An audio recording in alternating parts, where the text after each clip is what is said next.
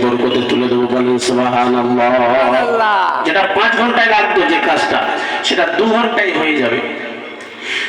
যখন তোমার কাজ থেকে তুমি ফারেক হয়ে চলে আসলে, তোমার শরীর পাক পবিত্র রয়েছে, মসজিদে আযান হয়ে গেছে, তখন তুমি ওযুখানায় গিয়ে ওযু করে নেবে। ওযু করে নিয়ে তুমি জোহরের নামাজটা তুমি আদায় করে নেবে, যেহেতু তোমার শরীর পাক আছে, বলেন সুবহানাল্লাহ। সুন্দরভাবে তুমি ওযু করবে যখন, তখন তোমার সমস্ত আস্তে আস্তে লোমের পশমে, লোমের এক একটি পশম অনুযায়ী তোমাকে গুনাহ মাফ করবে, সেই জায়গায় নেকি বসে যাবে। আল্লাহ রাব্বুল আলামিন বলেন, এবারে আমার ঘরে গিয়ে তুমি 2 রাকাত সালাত আদায় করে নেবে। তারপরে ইমামের পিছনে তুমি 4 রাকাত ফরজ সালাত তুমি আদায় করে নেবে। এভাবে তুমি দেখবে তোমার অন্তরটা প্রশান্ত করে দিয়েছে কে? আল্লাহ।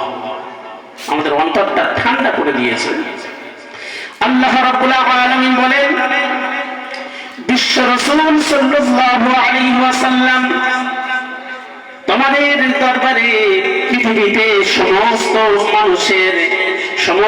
মানুষের কাছে আমি রব্বুল আলামিন এমন একটি নবী পাঠিয়েছি, সেই নবী সমস্ত নবীদের সরদার, বলেন সুবহানাল্লাহ। সমস্ত আম্বিয়াদের সরদার, সমস্ত আম্বিয়াদের লিডার, সুবহানাল্লাহ।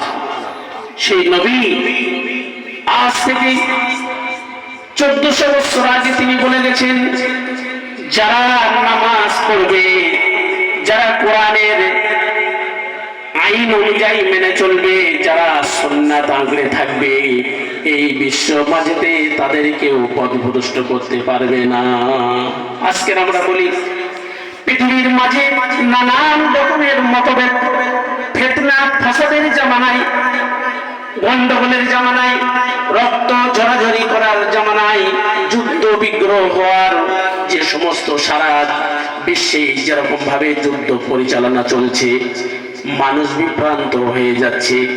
আমি ওই কারণে বলি, বিশ্ব রাসূল সাল্লাল্লাহু আলাইহি সাল্লাম যে আদেশগুলো দিয়েছে, আল্লাহ যে নির্দেশগুলো দিয়েছে, কোরআনে কারীম যেগুলো বলেছে, হাদিস পাক যেগুলো বলেছে, এগুলো সারা বিশ্বের মুসলমান যদি আমরা ভালোভাবে মেনে চলতাম, আমাদের প্রতি এত আযাব গজব আসমান থেকে আসতো না, জমিন থেকেও আসতো না, ঠিক না? আযাব আর গজব এগুলো আসে মানুষের দুহাতের কামাই, মানুষের কর্মফল।